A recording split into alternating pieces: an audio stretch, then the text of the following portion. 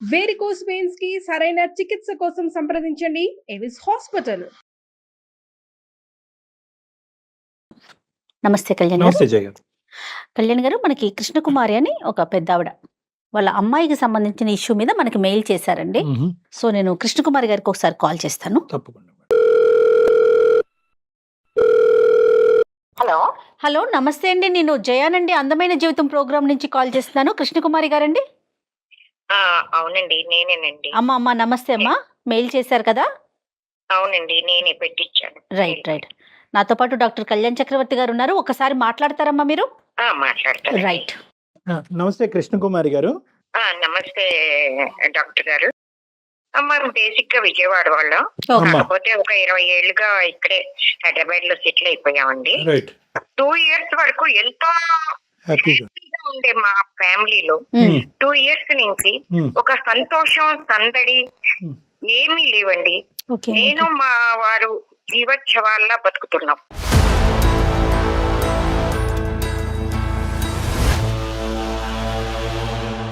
సమస్య ఏంటమ్మా?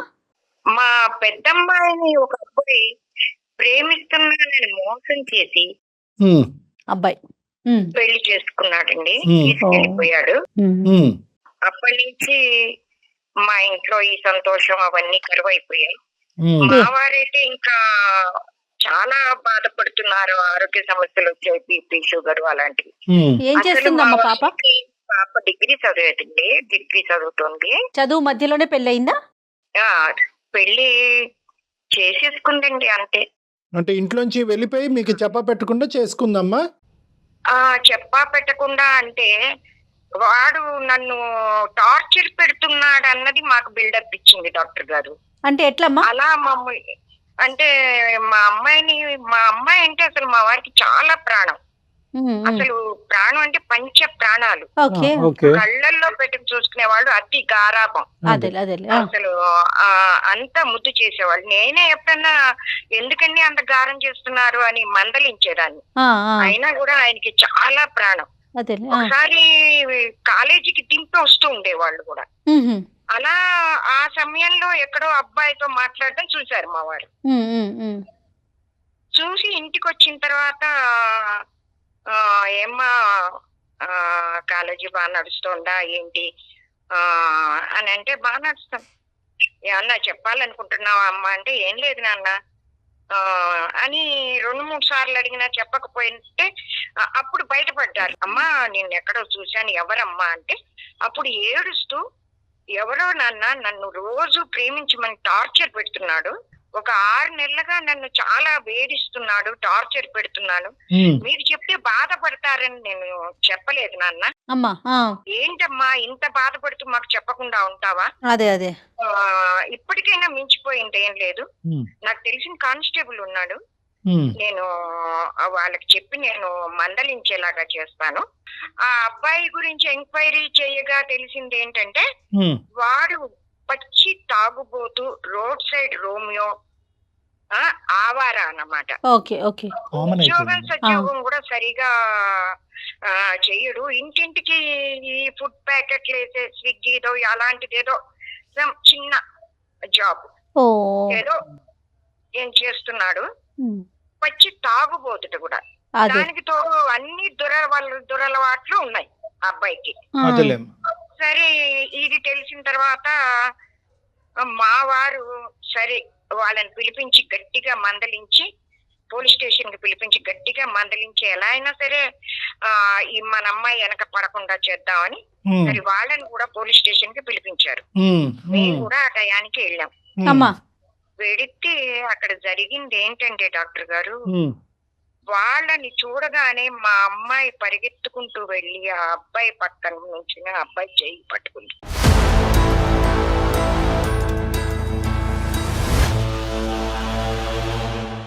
అసలు మాకు ఏం జరుగుతోంది, అసలు అమ్మాయిని రక్షించడానికి పోయి షాకింగ్ లో అసలు ఏం జరుగుతుందో అర్థం అవ్వలేదు. మీరేమో ఆ అమ్మాయిని కాపాడటానికి వెళ్ళారు, ఆ అమ్మాయి ఆ అబ్బాయి చెంతం చేరింది.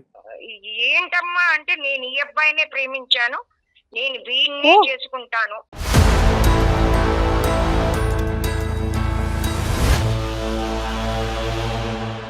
మీకేం కథ చెప్పింది అక్కడేం ఆ, చేస్తా వాళ్ళు అసలు పోలీసులు అంతకంటే ఆశ్చర్యంలో ఉన్నారు. మరి అంతే కదా. అంతే కదా, మీరేం ఏంటమ్మా కంప్లైంట్ మీరు ఇచ్చారు? టార్చర్ పెడుతున్నారని కంప్లైంట్ ఇచ్చారు. ఇక్కడ జరిగేది ఏంటి?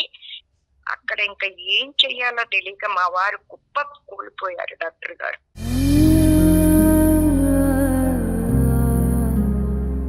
అమ్మాయి కాళ్ళు పట్టుకుని వద్దమ్మా, నా మాట వినమ్మా వినమ్మా, వెళ్ళకమ్మా, వాడిని చేసుకోకమ్మా అని బతిమాలిడం. వినలేదు డాక్టర్ గారు.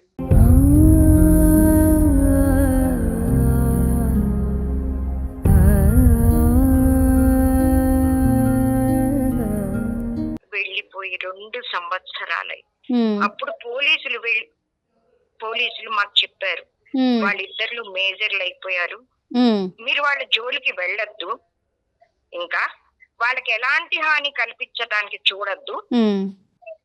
మీరు వెళ్ళిపోండి అని. ఇంకా చేసేదేం లేక కళ్ళ నీళ్లతో ఇంటికి తిరిగి వచ్చాం.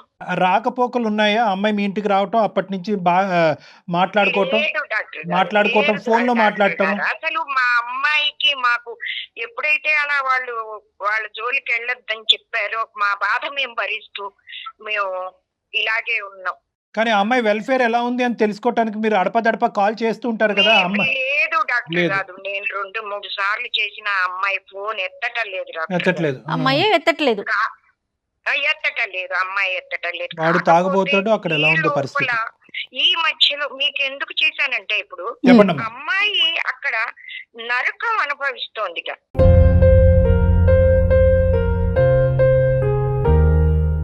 అయ్యో, ఆ వార్త మాకు తెలిసింది. అప్పటి నుంచి తల్లడిల్లిపోతున్నాం.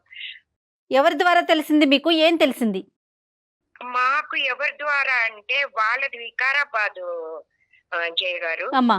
వాళ్ళ ఇంట్లో పాలు పోసేవాడి తమ్ముడు మా వీధిలోనే ఉంటాడు. ఓహో. వాడు ఒకప్పుడు వికారాబాద్ ఎడితే వాళ్ళ అన్న అక్కడ చూసాట. ఆహాహా.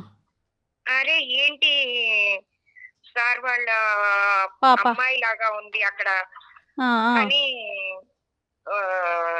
అబ్జర్వ్ చేస్తే వాళ్ళ అన్నయ్య చెప్పాట, అదే. ఆ అమ్మాయి చాలా ఆ ఫ్యామిలీనే సరైంది కాదురా, ఆ అమ్మాయి చాలా బాధలు పడుతోంది, ఆ అబ్బాయి తాగి రోజు కొడుతున్నాడు, అయ్యో. తాగి కొడుతున్నా, బాది చాలా టార్చర్ తన పెడుతున్నారు ఆ తన అమ్మాయిని. గొంతు తను తవ్వుకుందాం. అంతే.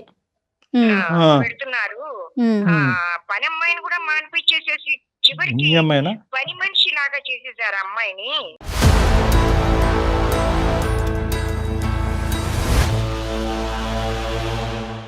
అమ్మాయి ఎక్కడో అక్కడ సుఖంగా ఉంటుంది, అయ్యో, అదేంటి సంతోషంగా కన్నా? ప్రేమించిన వాడిని సీత. చేసుకుని అనుకున్నాం. Safety is important. 2 ఏళ్ల తర్వాత కానీ మాకు తెలియలేదు.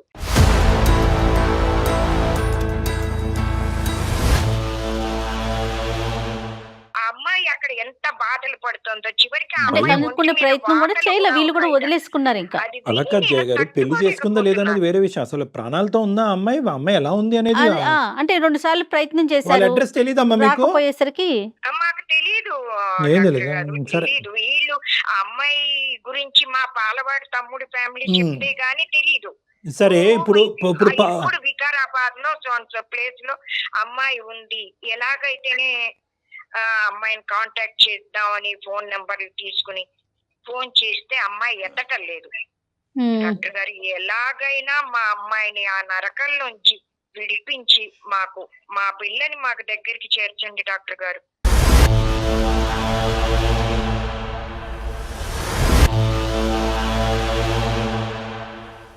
అమ్మా, ఇప్పుడు మనం ఫోన్ చేసినప్పుడు ఆ ఇంట్లో ఎవరెవరు ఉంటారో ఏమో, మరి అమ్మాయి మాట్లాడగలుగుతుందో లేదో ఏమంటారు? ప్రయత్నించి చూడండి జయ గారు. Sure sure. వీళ్ళుంటే ఎత్తుతుంది, లేకపోతే కట్ చేస్తుంది కదా. ఓకే, ఒకసారి నెంబర్ చెప్తారా? పాప పేరు 9963.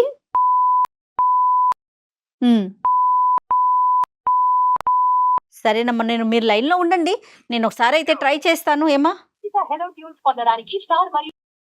హలో. నమస్తే అండి, మేము అందమైన జీవితం ప్రోగ్రాం నుంచి కాల్ చేస్తున్నామమ్మా. అమ్మ మాతో మాట్లాడుతూ ఉన్నారు ఇప్పుడే. మీ అమ్మగారే. మీకెందుకు కాల్ చేసి? అదే ఆ విషయమే చెప్తాను. మీరు పర్వాలేదు, ఫ్రీగానే ఉన్నారా? అవును. ఓకే. నాతో పాటు డాక్టర్ కళ్యాణ్ చక్రవర్తి గారు కూడా ఉన్నారు. ఇది అందమైన జీవితం అనే ఒక ప్రోగ్రాము. అమ్మ మీ గురించి చేసి బాధపడుతూ మీతో మాట్లాడాలి ఒక్కసారైనా, మీరు ఫోన్ పిక్ చేయట్లేదని అన్నప్పుడు నేను కాల్ చేశానండి మీకు. అమ్మ నమస్తే అమ్మ, చిన్నపిల్లవి. స్నేహ, నా పేరు డాక్టర్ కళ్యాణ్ చక్రవర్తి అమ్మ, అందమైన జీవితం ప్రోగ్రాం నుంచి మాట్లాడుతున్నాను. అయితే అమ్మ నాన్న పరిస్థితి చాలా భయంకరంగా ఉంది. అది బహుశా నువ్వు ఈ పాటికే ఊహించుకుని ఉంటావు. ఎంత పంచప్రాణాలుగా నిన్ను ప్రేమించిన తర్వాత నువ్వు తీసుకున్నటువంటి స్టెప్ వల్ల వాళ్ళు కంప్లీట్గా చిన్నాభిన్నం అయిపోయారు. చాలా సందర్భాల్లో నీ యొక్క యోగక్షేమాలు ఎలా ఉన్నాయనేది తెలుసుకోవటం గురించి ప్రయత్నం కూడా జరిగిందంట. కానీ చాలా సందర్భాల్లో మీరు ఫోన్ ఎత్తట్లేదంట, అస్సలు ఎత్తలేదంట. అంటే నేనున్న కండిషన్స్ గురించి వాళ్ళకి నేను చెప్పదలుచుకోలేదు సార్. అందుకే నేను ఇప్పుడు నీ పరిస్థితి ఎలా ఉంది అనేటటువంటిది క్లియర్ కట్గా మాకు ఎవిడెన్స్తో పాటు మాకు వచ్చింది. ఓకే, సో ఇటువంటి పరిస్థితుల్లో అమ్మగారు మా చేయటంలో ఇప్పుడు అమ్మగారు యాక్చువల్గా బ్యాక్గ్రౌండ్లో ఉన్నారు. ఈ కాల్లోనే అమ్మగారు ఉన్నారు. కావాలంటే నువ్వు ఒకసారి అమ్మతో మాట్లాడమ్మా. స్నేహ, అమ్మా స్నేహ తల్లి, ఎలా ఉన్నావమ్మా? ఎన్ని రోజులైందమ్మా నీకు? చెప్పమ్మా. అమ్మా స్నేహ. ఉన్నానమ్మా, ఉన్నాను. ఎలా ఉన్నావు? ఎలా ఉన్నావమ్మా? ఎలా ఉన్నావు తల్లి? నాన్న ఎలా ఉన్నారు?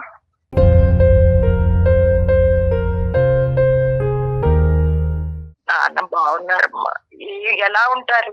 ఇక నిన్ను తలుచుకుని రోజు తలవని రోజు లేదు తల్లి. ఏమ్మా నువ్వెలా ఉన్నావమ్మా?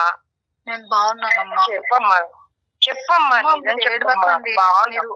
నేను చాలా చాలా బాగున్నానమ్మా. సీరియస్ గా నేను బాగున్నాను. లేదు లేదు చెప్పమ్మా, నిజం చెప్పమ్మా. నాకు కొంత విషయం తెలిసింది, చెప్పమ్మా. మా దగ్గర ఎందుకు తల్లి, మా దగ్గర ఎందుకు తల్లి దాస్తున్నావు? నాన్న నీ కోసం తల్లడిల్లుతున్నారు తల్లి.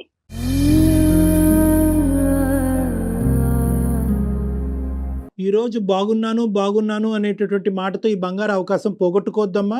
ఎందుకంటే నీ టోను, నీ మాటలో నువ్వు ఎటువంటి వేదనకు లోన్ అవుతున్నావు అనేది మాకు అర్థం అవుతుంది. ఆ మాత్రం మేము అసెస్ చేయగలం. ప్లీజ్ కైండ్లీ ఓపెన్ అప్ అమ్మా, అదొకటే నేను రిక్వెస్ట్ చేస్తున్నాను. ఉన్నది ఉన్నట్టుగా చెప్పండి, ఈ అవకాశాన్ని తీసుకోండి. మేము ఏమైనా హెల్ప్ చేయగలిగంటే మా తరపున మేము హెల్ప్ చేస్తాం. అది నేను వాళ్ళని బాధ పెట్టింది చాలు సార్. ఇప్పటికే నేను చేయకూడదు చాలా పెద్ద తప్పు బాధ చేసి కాదమ్మా, బాధ్యత. నేను ఇంకా వాళ్ళని బాధ పెట్టదలుచుకోలేదు సార్. కరెక్టే, నీ పాయింట్ కరెక్టే. చాలా మంది ప్రేమించేటటువంటి ఆడపిల్లలు తల్లిదండ్రుల దగ్గర నుంచి దూరం వెళ్ళిన తర్వాత మొగుడు ఎంత క్షోభ పెట్టి ఎంత హింస పెట్టినా కూడా మళ్ళీ వెళ్ళి తల్లిదండ్రులకి ఇంకో సెకండ్ ట్రామా ఇవ్వకూడదు అనేటటువంటి ఉద్దేశంతో అదే నరకంలో ఉండిపోతారు. ఈ భాష నాకు అర్థమవుతుంది. కానీ ఈ రోజు ఆ బాధ కంటే కష్టపడ్డారు సార్. చిన్నప్పటి నుండి చాలా కష్టపడ్డారు. నేను ఇంకా కష్టపెట్టదలుచుకోలేదు. కాదమ్మా, ఇది వాళ్ళ బాధ్యత. ఇది వాళ్ళ బాధ్యత. నువ్వు సంతోషంగా కాదండి, అమ్మాయి సంతోషంగా లేనప్పుడు నువ్వు తెలిసి చేసినా తెలియకుండా చేసినా కూడా నీ తప్పుని పెద్ద మనసుతో క్షమించేటటువంటి తల్లిదండ్రులు నీ వెన్నంటూ ఉన్నారు. ఈరోజు వాళ్ళు ఒకే మాట అడుగుతున్నారు, నీ బాధని చెప్పుకో, అది మా బాధ్యతగా తీసుకుంటాము, నీకు కావలసినటువంటి సహాయ సహకారాలు మేము అందిస్తామని చెప్తున్నారు. వాళ్ళు నువ్వు చెప్పకపోవటం వల్ల వాళ్ళు సుఖపడతారని అనుకోవద్దమ్మా, వాళ్ళు ఇంకా బాధపడతారు. ఈ సస్పెన్స్ వల్ల ఆల్రెడీ 2 yearsలో వాళ్ళ ఆయుష్ చాలా వరకు తగ్గిపోయింది. నువ్వు తప్పు చేసి వెళ్ళిపోయావు అనేటటువంటి బాధ కంటే నువ్వు ఎలా ఉన్నావు, ఎందుకు ఫోన్ ఎత్తట్లేదనే బాధ ఎక్కువగా ఉంది వాళ్ళకి. అట్లీస్ట్ ఈ అవకాశాన్ని తీసుకుని విడమర్చి చెప్పమ్మా ప్లీజ్. తల్లి స్నేహ చెప్పమ్మా, చెప్పమ్మా. నేను అస్సలు బాగలేనమ్మా ఇక్కడ. నేను అసలు చాలా చాలా పెద్ద తప్పు చేసినానమ్మా. నేను అసలు ఇలా రాకుండా ఉండాల్సింది. ఆ రోజు నాన్న ఎంత బాధ పెట్టానో నాకు ఇప్పుడు చాలా అర్థమవుతుంది. నేను దానికి 10 ఇంతలు అనుభవిస్తున్నానమ్మా.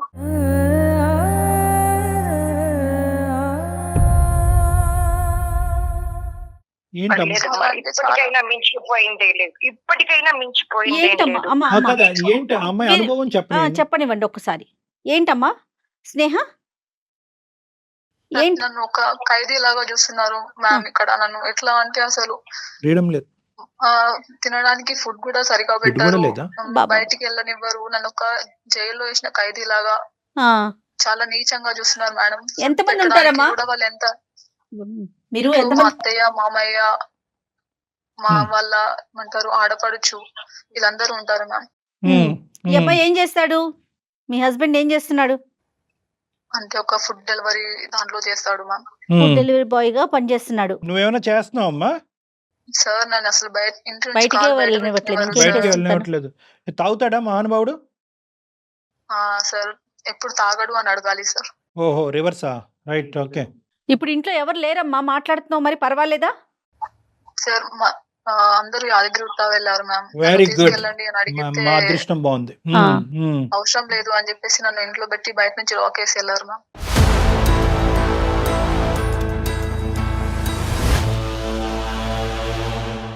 బయట నుంచి లాక్ చేశారు.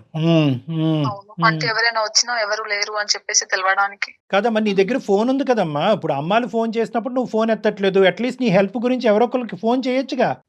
అలా కాల్ చేయొద్దని చెప్పేసి నాకు వార్నింగ్స్ ఇచ్చారు సార్. నీ ఫోన్ ఫోన్ కూడా చెక్ చేస్తారా? ఫోన్ కూడా ట్రాక్ చేస్తారు అన్నమాట. ఫోన్ చేస్తారు, ప్లస్ మళ్ళీ ఎవరు కాల్ చేశారని వచ్చినాక అడుగుతారు. ఇన్ కేస్ ఏదైనా వాళ్ళకి కొంచెం అనుమానంగా కనిపిస్తే కొడతారు.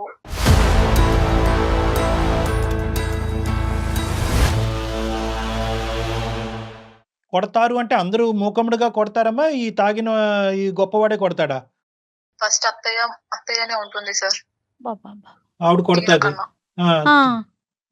ఈయన చెప్పుడు మాటలు వింటూ ఈయన వాళ్ళకి Support చేస్తాడు. నేను ఒక్కదాన్నే ఉన్నాను, నేను ఎక్కడికి వెళ్ళలేను అన్న ఒక ధైర్యం తోటి వాళ్ళు నా మీద చాలా హెరాస్ చేస్తున్నారు సార్. నన్ను మెంటల్ గా ఫిజికల్ గా చాలా టార్చర్ చేస్తున్నారు.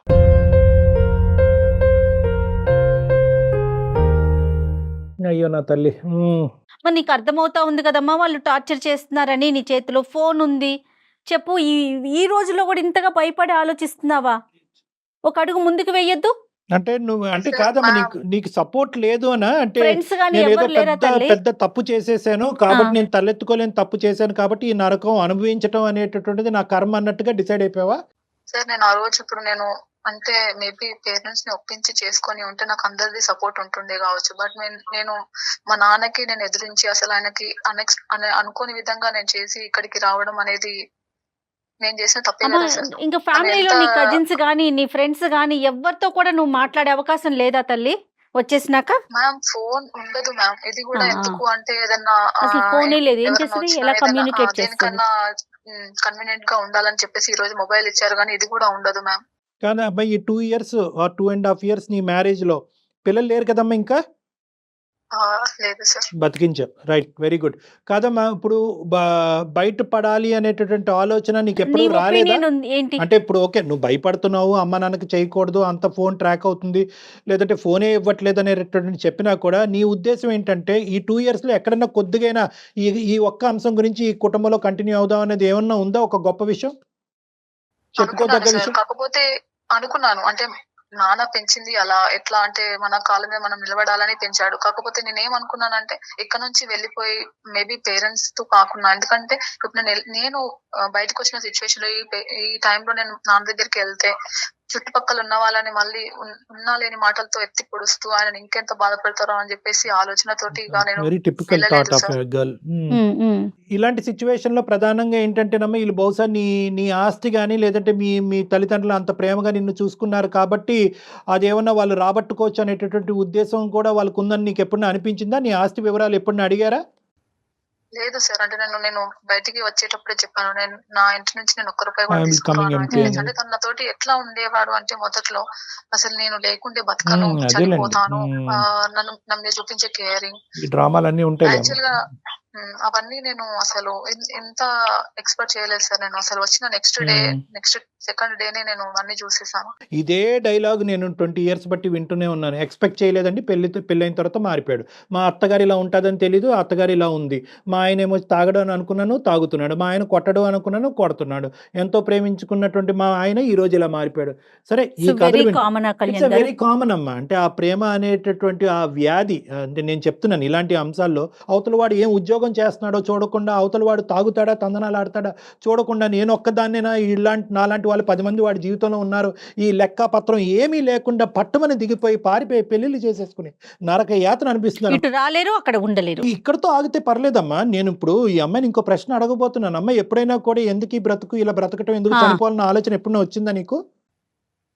చాలా సార్లు వచ్చింది సార్. బ్రతుకు అదే పాపని ఎలాగైనా బయటికి తీసుకురావాలి, ఆ నరక కూపంలోంచి బయటకు పడేయాలి. నేను రాలేనమ్మా. లేదమ్మా, రాలేనమ్మా, అసలు నేను రాలేను. చాలు నువ్వు అనుభవించిన నరకం చాలు. అమ్మా, ఈ రోజు నువ్వు బ్రతికి, ఈ రోజు నువ్వు నిజంగా మేము అందరం ఆశ్చర్యంలో ఉన్నాము. నిజంగా నువ్వు బ్రతుకుండి, ఆ నరకంలో బ్రతుకుండి ఈ రోజు ఫోన్ కాల్ ఎత్తటం అనేటటువంటిది మేము అందరం అదృష్టంగా భావిస్తున్నాము. నువ్వు దయచేసి ఈ అవకాశాన్ని తీసుకోవాలని మా విజ్ఞప్తి అమ్మా. లేదమ్మా, మా నాన్నని నేను చూడలేను సార్. నేను ఇంత తప్పు పని ఆయన్ని చేసి నేను face చేయలేను. తనని నేను ఫేస్ చేయలేను సార్, అస్సలు చేయలేను. ఒకసారి అమ్మా నా వల్ల అమ్మ, కాదు. అమ్మా అమ్మగారితో మాట్లాడు. ఎందుకంటే స్నేహ నాన్న నిన్ను ఇప్పటికీ ఎంతో ప్రేమిస్తున్నారు. నువ్వు వెనక్కి తెలుసు. కళ్ళల్లో నాకు పెట్టి తెలుసు. చూసుకుంటారమ్మా, నాకు Please. తెలుసు. కళ్ళల్లో పెట్టి చూసుకుంటారు, గుండెల్లో నాకు పెట్టి తెలుసు. చూసుకుంటారమ్మా. నువ్వు అందుకే ముందు ఈ నరకం నుంచి బయటపడమ్మా. మేము ఏదో ఒకటి చేస్తాం నీకోసం, ఏదో ఒకటి చేస్తాం. నేను నిన్ను అంత తీసుకెళ్ళడానికి రెడీగా ఉన్నాం. లేదు మ్యామ్, నేను మా నాన్నని ఫేస్ చేయలేను. అదొక్కటేనా? ఓపెన్ గా చెప్పు స్నేహ, అదొక్కటేనా? మ్యామ్, ఒక పెళ్ళైన అమ్మాయి బయటకు వస్తే అసలు ఇలా ఈ లోకం ఎలా మాట్లాడుతుంది మ్యామ్? అది కూడా నేను ఇంత తప్పు పని చేసి ఇట్లా వెళ్ళిపోయి ఏం లోకం మళ్ళీ అమ్మా, ఇంకా ఏం ఎవరి లోకం తల్లి, నువ్వు లోకం పెళ్లి అమ్మా? చేసుకున్న రోజే అయిపోయింది కదా, ఏ అది తాళం? వదిలేసే. ఆ లోకాన్ని నీ బయట ఉన్న తాళం కప్పని తీమను. అదే కదా. మీ ఇంటి బయట తాళం కప్పు వేశారు కదా, ఆ లోకాన్ని ఒకసారి ఆ కిటికీలోంచి అరిచి తాళం కప్పు బయట నుంచి వేసారు, తీమనండి అమ్మా. ఏం మాట్లాడుతున్నావు అమ్మా నువ్వు? ఇంకా ఈ రోజుల్లో కూడా ఎవరి జీవితం వాళ్ళది స్నేహ. ఇంకా కూడా 10 మంది ఏమనుకుంటారు, పక్కింటి వాళ్ళు ఏమనుకుంటారు, అది ఈ ఆలోచించదు. రోజు నీ coming- జీవితం నీ జీవితం. ఈ రోజు కమింగ్ టు ద పాయింట్, ఈ రోజు మీ ఫాదర్ నీ పరిస్థితిని ఇలా తెలుసుకుంటే కనుక అతను తల్లడిల్లిపోతాడు, చనిపోతాడు అతను. అంతే. దయచేసి అర్థం చేసుకోండి. మీరు ఎవరికి ఈ రోజు హెల్ప్ చేయట్లేదు. మీ బాధను మీరు దిగమించుకోవటం వల్ల మీరు ఎవరికి న్యాయం చేయట్లే. మీకు అన్యాయం అవుతుంది, ఆ పెద్దవాళ్ళకి అన్యాయం అవుతుంది. ఈ రోజు మీకు చిన్నపిల్ల, నువ్వు ఇంకా 2 years అయింది నీకు మ్యారేజ్ అయ్యి, నీ అదృష్టం కొద్ది నీకు పిల్లలు పిల్లలు కూడా లేరు, లేరు. ఎవరు లేరు కాబట్టి నువ్వు నీకుగా మళ్ళీ బ్రతకటానికి 1000 అవకాశాలు ఉన్నాయి ఇక్కడ. నువ్వు ఆ గుమ్మంలోంచి కాలు తీసి బయట అడుగు పెడితే కనుక మీకు మేము ఏమన్నా సహాయం చేయడానికి అవకాశం ఉంటుంది. నువ్వే మా హెల్ప్ వద్దు అంటే కనుక మీరు మేజర్స్ మేమేమీ చేయలేం. నాకు అంత ధైర్యం రావట్లేదు సార్, ఇక్కడ నుంచి వచ్చేంత ధైర్యం మేమున్నాం అమ్మా, మీతో రావట్లేదు. పాటు మేమున్నాం. We are there for you. అమ్మ, నువ్వు మేజరు కదా తల్లి, పెళ్లి చేసుకున్నావు, చక్కగా ఒక 2 ఏళ్ళు ఉన్నావు, మంచో చెడో జరిగిపోయింది. ఇంకా ఇలాంటి విషయాలు కూడా ఇంకా ధైర్యం చేయలేకపోతాను, నువ్వేమైనా త్యాగం చేస్తున్నానని ఫీల్ అవుతున్నావేమో బహుశా. ఆ కాన్సెప్ట్లో నుంచి అయితే బయటికి రా. అదే చెప్తున్నారు డాక్టర్ గారు. నువ్వు అక్కడే ఉండటం వల్ల నీ తల్లిదండ్రులకి ఏ విధమైన త్యాగమో, వాళ్ళకి మంచి పేరో నువ్వు చెయ్యట్లేదు. అమ్మ చెప్తుంది కదా, నిన్ను మీ నాన్నగారు మొత్తం మీ కుటుంబ సభ్యులు అందరూ కూడా మనస్ఫూర్తిగా నిన్ను క్షమించారు, నీ తప్పుని తీసి పక్కన పెట్టారు. నువ్వు వాళ్ళని అవమానించినట్టుగా, ఈ కుటుంబాన్ని పరువు తీసినట్టుగా వాళ్ళు భావించట్లేదు. అదంతా గతం గతః, అది వదిలేశారు. ఈ రోజు వాళ్ళ ఎజెండా ఒక్కటే, నీ భవిష్యత్తు, నీ ప్రాణం, ఈ రెండే వాళ్ళకి ఇంపార్టెంట్. ఒకవేళ వాళ్ళు నేను మారుతాను, నేను మంచి చూసుకుంటాను అంటే అప్పుడు నేను ఏం చేయాలి మ్యామ్?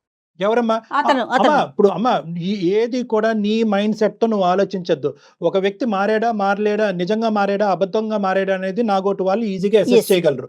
అతను కపటి ప్రేమ చూపెడుతున్నాడు, దొంగ నాటకం ఆడుతున్నాడు అంటే కనుక ఒక్క సెకండ్ కూడా నువ్వు అక్కడ వెళ్ళి ఉండవలసినటువంటి అవసరం లేదు. నీ శ్రేయస్సు, మీ తల్లిదండ్రుల భవిష్యత్తు కోరుకుంటూ విడాకులు తీసుకోవటం మంచిది. ఎందుకంటే ఇలాంటివి నెంబర్ ఆఫ్ కేసెస్ డాక్టర్ గారు చూస్తారు, హ్యాండిల్ చేస్తారమ్మా. సో మనం చూసే కళ్ళు వేరు, ఆయన చూసే విధానం వేరుంటుంది. కాబట్టి ఒకసారి మాట్లాడిద్దాం. నీకు అతనే కావాలి, అతనితోనే ఉండాలి అనుకుంటే గనుక ఏదైనా మన దాకా వస్తేనే తెలుస్తుంది మ్యామ్. ఏదైనా నువ్వు ఒక స్టెప్ వేయాలి స్నేహ. నువ్వు ధైర్యంగా బయటకు వస్తానంటే మేము ఇక్కడి నుంచి ఏదో ఒకటి చేసి మేము తీసుకెళ్ళిపోతాం. మాకు నిన్ను సుఖంగా చూడాలన్నదే మా తాపత్రయం. మీ నాన్న ఏమీ అనరు. ఇప్పటికీ ఏ తప్పు చేసినా తల్లిదండ్రులు పట్టించుకోరమ్మా.